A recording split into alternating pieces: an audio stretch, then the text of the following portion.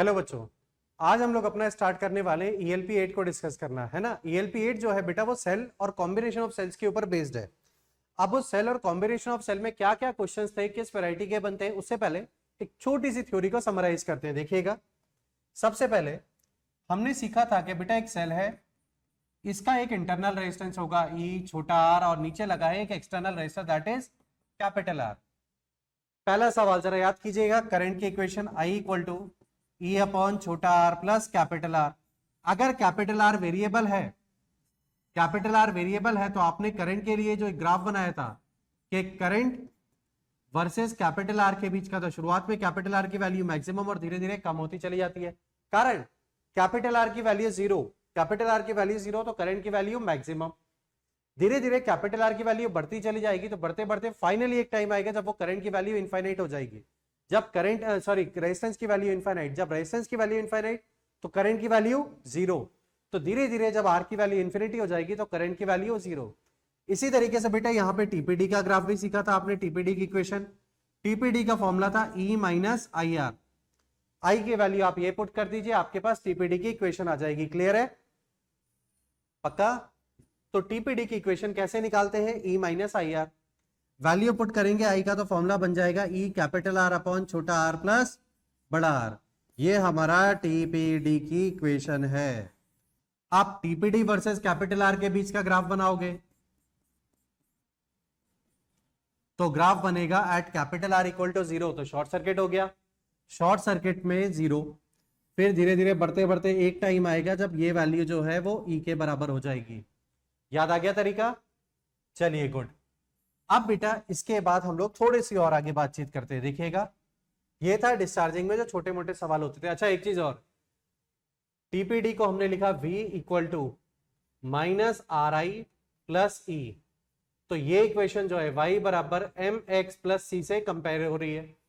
तो जरा सोच के देखिएगा, m की वैल्यू कितनी और c की वैल्यू कितनी, ये भी दिखाई दे रहा है। पक्का? अब इसी के जगह देखिए, एक बड़े सेल से आप जोड़ रहे हो ई आर, नीचे एक बड़ा सेल जोड़ा E1 नाम से,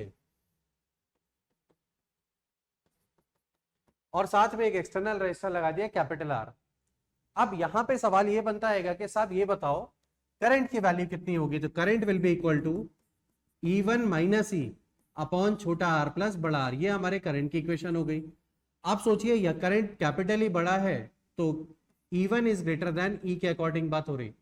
ऊपर वाला जो सेल है वो क्या हो रहा है, चार्ज या डिस्चार्ज? चार्ज। तो टीपीडी की जो इक्वेशन होगी, TPD will be equal to कितना, E plus I R. R कौन सा आएगा? छोटा वाला। टीपीडी की इक्वेशन हो गई E plus I are. Clear है यहां तक का? पक्का?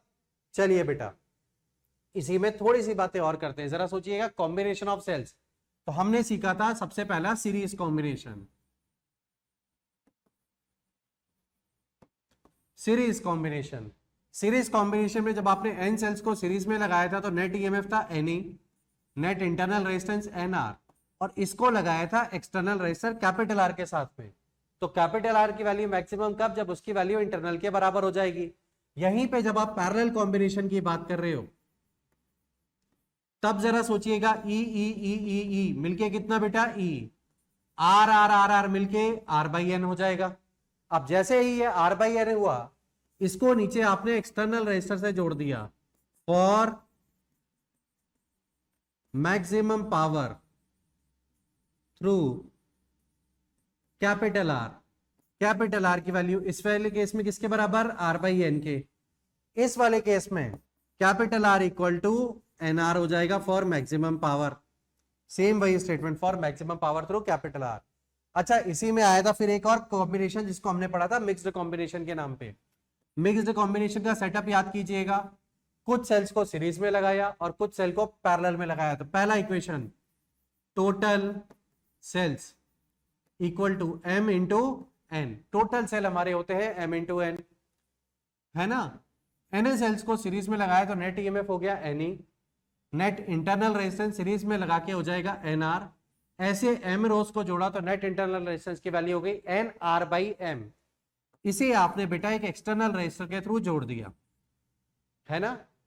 अब आपसे करंट पूछ रहा है तो बड़े आसानी से निकाला जा सकता है, N E upon N R by M plus capital R for maximum power through capital are.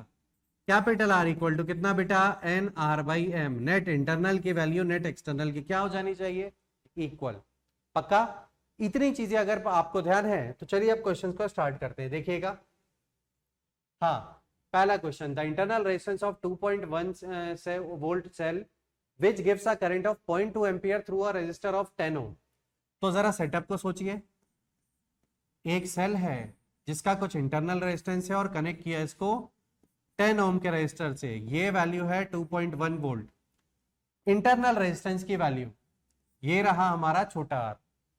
Find if current in the circuit is 0.2 ampere. अब सोचो करंट की वैल्यू अगर 0.2 एम्पियर है तो सर्किट में R की वैल्यू निकालना है। तो जरा सोच के देखिएगा, 0.2 will be equal to 2.1 upon 10 plus R। खत्म। Net current equal to net EMF upon total resistance. बस यही चीज को यूज कर लीजिए। अब सोचिएगा यहां पे आप सॉल्व करोगे तो 2 plus 0.2 R equal to 2.1, R equal to निकल आएगा 0.1 अपॉन 0.2। सॉल्व कर लीजिए बेटा, आंसर 0.5 ओम आ जाएगा। तो करेक्ट ऑप्शन कौन सा हो गया, फोर्थ, 0.5 ओम। क्लियर है तरीका? चलिए नेक्स्ट क्वेश्चन को समझते हैं, देखिएगा। The internal resistance of cell is इतना, ईएमएफ और इंटरनल रेजिस्टेंस गिवन है। It is connected to a resistor of 3.9 ohm. Very good. अब सेटअप को अगर आप देखोगे तो एक 2 वोल्ट की बैटरी है, इसका इंटरनल रेजिस्टेंस है 0.1 ओम।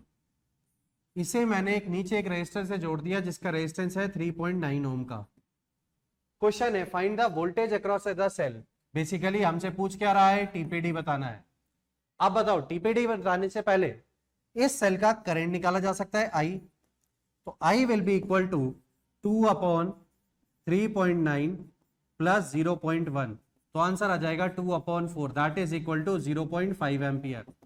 अब जरा सोचिएगा बेटा, आई आपके पास आ गया, क्योंकि आई हमारे पास है तो टीपीडी निकालना है। टीपीडी का formula E minus I R. E की वैल्यू कितनी, 2 माइनस आई 0.5 इंटू आर कितना, 0.1। सॉल्व कर लीजिए, 1.95 आंसर आ जाएगा। कितना बेटा, 1.95 वोल्ट। फर्स्ट ऑप्शन क्लियर हो गया कैसे किया। नेक्स्ट क्वेश्चन देखिएगा। A car battery of EMF 12 volt and internal resistance इतना receives a current of 60 ampere from external source. External source current दे रहा है, मतलब कौन सा केस हुआ, चार्जिंग का। अब चार्जिंग का केस है तो जरा सोच के देखिए सेटअप है क्या। 12 वोल्ट की बैटरी, इंटरनल की वैल्यू 5 इंटू 10 की पावर -2 और इसमें करंट आ रहा है 60 एम्पियर का। क्वेश्चन है ए और बी के बीच का पोटेंशियल डिफरेंस बता दो, यानी टीपीडी बता दो। चार्जिंग के लिए टीपीडी की equation E plus I are. अब जैसे ही आप ई प्लस आई आर को लगाओगे, ई की वैल्यू कितनी बेटा, 12, आई की वैल्यू 60, आर की वैल्यू 5 अपॉन 100। सॉल्व कर लीजिए, 12 plus 3, answer is 15 volt. 15 volt हमारा आंसर आ जाएगा। क्लियर हो गया तरीका, पक्का? चलिए बेटा नेक्स्ट क्वेश्चन की तरफ चलते हैं, देखिएगा। A current of 2 ampere flows through a resistor of 2 ohm when connected across a battery. Very good. एक सेल है E, इसका इंटरनल रेजिस्टेंस छोटा r, इसको जब मैंने 2 ओम रेजिस्टर से जोड़ा then the current is 2 ampere. तो 2 equal to E upon 2 plus R। पक्का? इसी तरीके से सेटअप, सेकेंड सेटअप कह रहा है कि E को R को नीचे मैंने 9 ओम रेजिस्टर से जोड़ा, देन करंट इज 0.5 एम्पियर। सोचिए E है R है, तो 0.5 equal to E upon 9 plus R। जरा सोच के देखिएगा, दोनों इक्वेशन को इक्वेट करवाएं तो यहां से E की वैल्यू आ गई 4 प्लस 2R। 4 प्लस 2R यहां से सॉल्व करोगे तो वैल्यू आ जाएगी 4.5 प्लस 0.5R। माइनस कर लीजिए तो 0.5 इक्वल टू आ जाएगा 1.5R। आर की वैल्यू बेटा सॉल्व करके आ रही है 1/3 ohm. Then the internal resistance of the battery is 1/3 ohm. अब बताइए आर की वैल्यू पुट करके आप ई भी निकाल सकते हैं। हो गया क्वेश्चन सॉल्व, क्लियर है। चलिए बेटे नेक्स्ट क्वेश्चन पे चलते हैं, देखिएगा। A student measures the TPD as V of the cell as the function of current, ठीक है। V और I के बीच की बात कर रहा है, flowing through it, the slope and the intercept of the graph between V and I, very good, ये तो अपनी थ्योरी में पढ़ा हुआ है अपन ने। V इक्वल टू होता है E minus I R, TPD की इक्वेशन। अब इसी को थोड़ा सा रीअरेंज करके लिखे तो minus R I plus E. जरा सोचिए y equal to M X plus C के अकॉर्डिंग ग्राफ बना दीजिए। तो m की वैल्यू हम लोग को क्लियरली दिखाई दे रहा है, m की वैल्यू किसके बराबर, माइनस आर, और e की वैल्यू c के बराबर इंटरसेप्ट। इसी को जब आप ग्राफ में देखोगे तो बड़े सिंपल तरीके से देखा जा सकता है, टीपीडी वर्सेस i के बीच का graph will be a straight line. ये वाला पार्ट अपने को e देता है, this is known as intercept, और जो स्लोप होगा ये वाली वैल्यू होती है E अपॉन आर, है ना। स्लोप की वैल्यू कितनी आएगी, माइनस आर, तो हमारा ऑप्शन हो जाएगा माइनस आर एंड ई। क्या पूछ रहेगा, स्लोप एंड इंटरसेप्ट ने, तो स्लोप की वैल्यू माइनस आर और इंटरसेप्ट की वैल्यू ई, पक्का। चलिए बेटा अगला, two batteries of different EMF and internal resistance. EMF और इंटरनल रेजिस्टेंस अलग अलग है, दोनों को सीरीज में जोड़ा है। अब जरा सोचो, एक सेल दूसरा सेल, दोनों को मैंने नीचे एक रजिस्टर के थ्रू जोड़ दिया।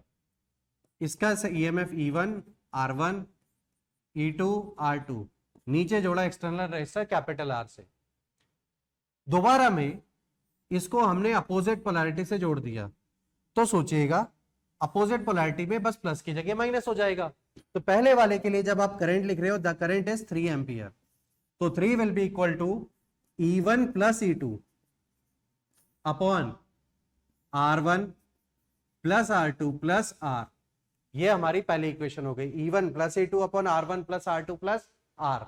इसी को जब आप अपोजिट डायरेक्शन में कर दोगे, बैटरी को रिवर्स पोलैरिटी से जोड़ दोगे, तो क्या फर्क आया बेटा, ये जो बैटरी ऐसे लगी हुई थी सेटअप में वो चेंज हो जाएगी, और सेटअप हमारा कुछ हो जाएगा ये। इसे हमने एक्सटर्नल रेजिस्टर R से जोड़ दिया, E1 R1 E2 R2। अब जरा सोचिए, आप करंट लिखेंगे तो 1 equal to E1 minus E2 upon R1 plus R2 plus R3, that is equal to capital R। अब आप दोनों की इक्वेशन को डिवाइड कर दें तो E1 plus E2 upon E1 minus E2, बेटा ये आ गया 3:1। सिंप्लीफाई कर लो क्रॉस मल्टीप्लाई करके, E1 plus E2 equal to 3 E1 minus 3 E2। Solve कर लीजिए, 4 E2 इक्वल टू 2 E1। तो बेटा E1 बाई E2 का रेशो आ जाएगा 2:1, है ना। E1 बाई E2 का रेशो आएगा 1:2 या 2:1। E1 बाई E2 का रेशो आ जाएगा 2:1। क्लियर है, पक्का। बस इस चीज को समझने का खेल था पूरे में। अगला क्वेश्चन पे चलते हैं, देखिएगा। N identical cells are joined in series with two cells are connected with reverse polarity. कितनों को रिवर्स पोलैरिटी से जोड़ा, दो को। आप सोचो, दो सेल को आपने रिवर्स पोलैरिटी से जोड़ा तो दो के चक्कर में कितने बर्बाद होंगे, 4। दो सेल को रिवर्स किया तो कितने बर्बाद हुए, 4। तो नेट ईएमएफ का जो डायग्राम हमारा बनेगा सेटअप, जरा सोच के देखिएगा। ये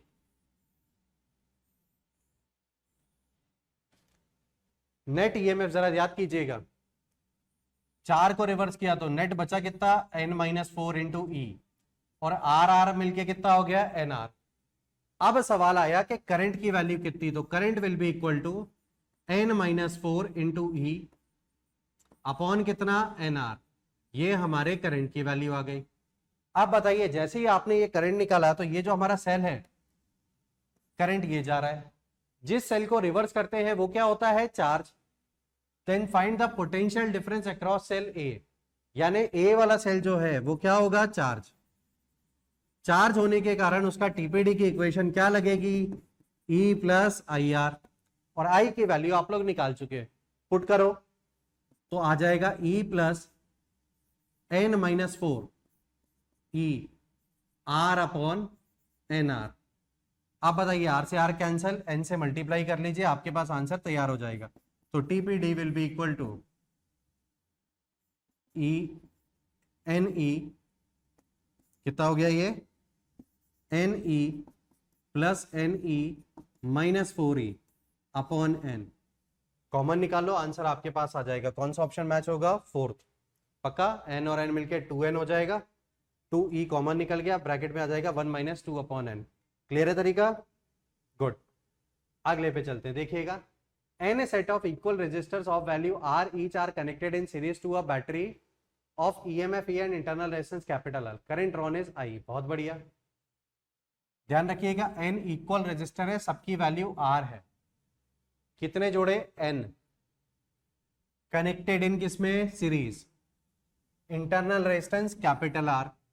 अब जरा सेटअप को सोचिए, एक सेल है, ये सबको सीरीज में जोड़ा तो ये हो गया ई आर और नीचे वाला हो गया बेटा एन आर, है ना।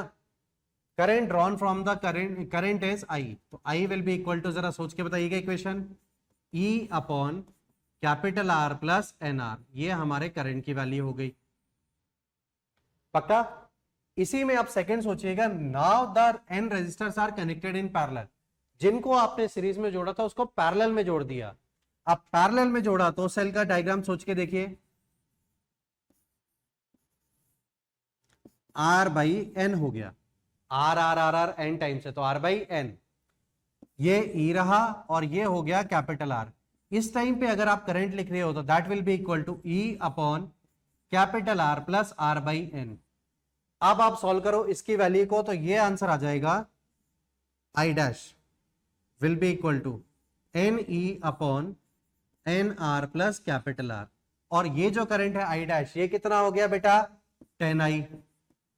पक्का, तो ये वाला आई और ये वाला आई दोनों की इक्वेशन आप हमारे पास है, जरा सोच के देखिए, E upon N R plus capital R की जगह आई लिख दो तो N I equal to 10 I, तो एन इक्वल टू कितना आ गया अपने पास डायरेक्टली सॉल्व करके, 10। पक्का, तो करेक्ट आंसर इज 10। मेन चीज है क्वेश्चन को समझना कि सेटअप कैसे बनाया, अगर ये डायग्राम्स बन गए तो ये सॉल्व करना कोई बड़ी बात नहीं होती। क्लियर है बेटे, चलिए नेक्स्ट क्वेश्चन को समझते हैं, देखिएगा a cell having EMF and internal resistance R is connected across a variable resistor। अच्छा वेरिएबल रेजिस्टर है तो टीपीडी वर्सेस आर के बीच का ग्राफ पूछ रहा है। अब जरा सेटअप को एक बार याद करके देखो, ई है, छोटा आर है, नीचे लगा है बड़ा आर। अब बताओ बड़े आर की वैल्यू 0, बड़े आर की वैल्यू 0 मतलब शॉर्ट सर्किट हो गया, शॉर्ट सर्किट में टीपीडी की वैल्यू 0, बड़े आर की वैल्यू इनफाइनाइट, इनफाइनाइट मतलब कौन सा circuit, open circuit, open circuit में टीपीडी की वैल्यू ई के बराबर हो जाएगी, है ना। तो जब आप ग्राफ देखोगे तो ये 0 से शुरू होगा और बढ़ते बढ़ते बढ़ते बढ़ते फाइनली एक वैल्यू अचीव करेगा, that value will be E. 0 से शुरू होके ई तक जाएगा ग्राफ। क्लियर है तरीका, चलिए गुड। नेक्स्ट क्वेश्चन को समझते हैं, देखिएगा n identical cells are connected in series and are needed to heat a wire of length 1 meter by 10 degrees centigrade in t time.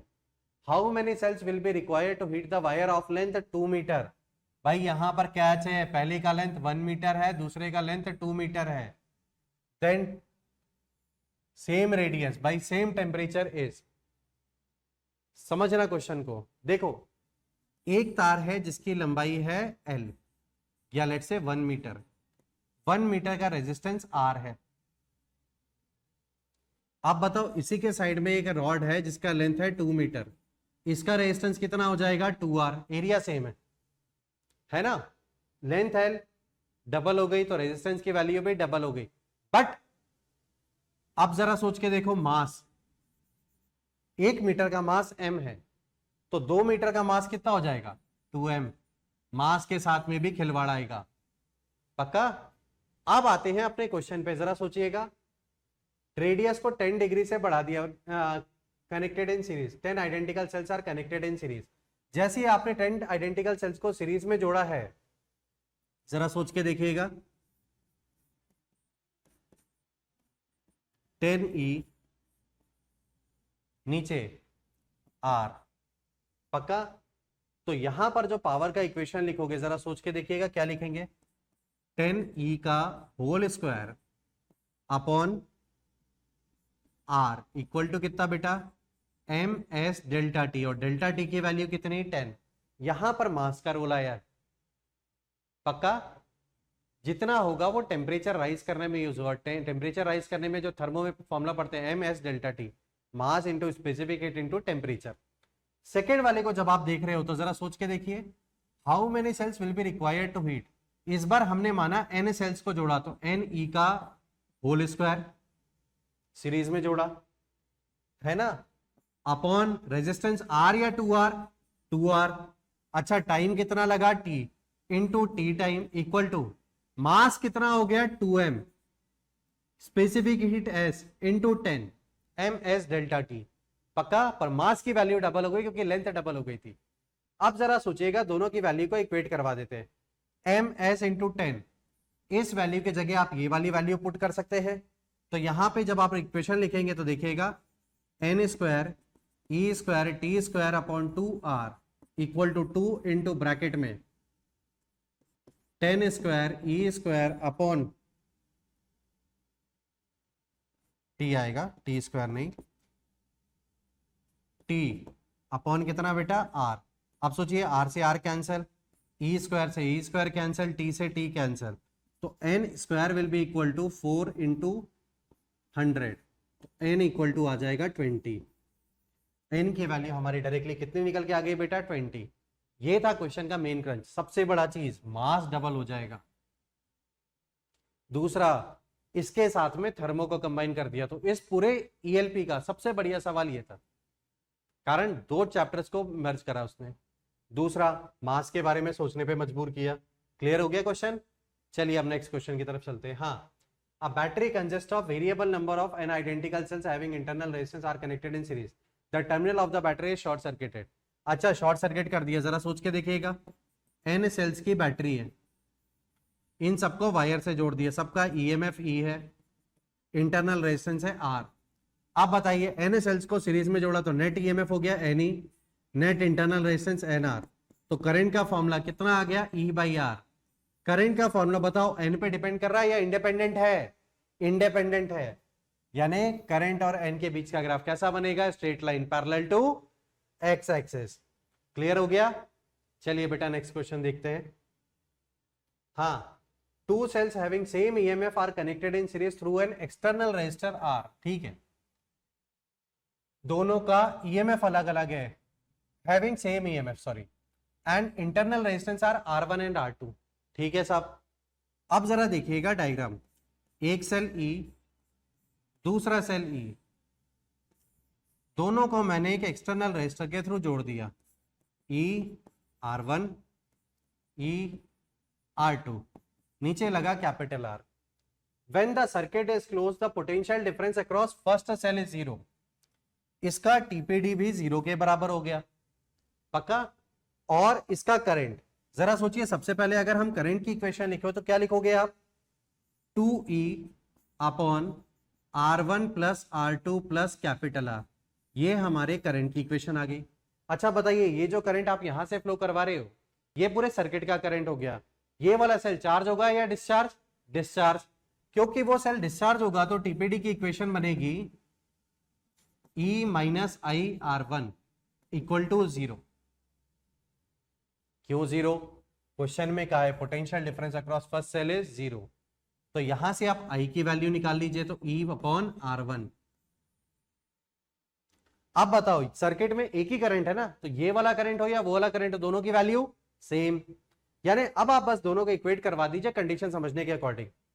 E upon R1 equal to E upon R1 plus R2 plus R, cross multiply कर लीजिए, R1 plus R2 plus capital R equal to 2R1। तो capital R equal to आ जाएगा R1 minus R2। Answer आ जाएगा R1 minus R2। Clear हो गया तरीका? चलिए बेटा, गुड। यहां पे हमारी ELP नंबर 8 खत्म होती है। क्लियर है यहां तक का? चलिए बेटा।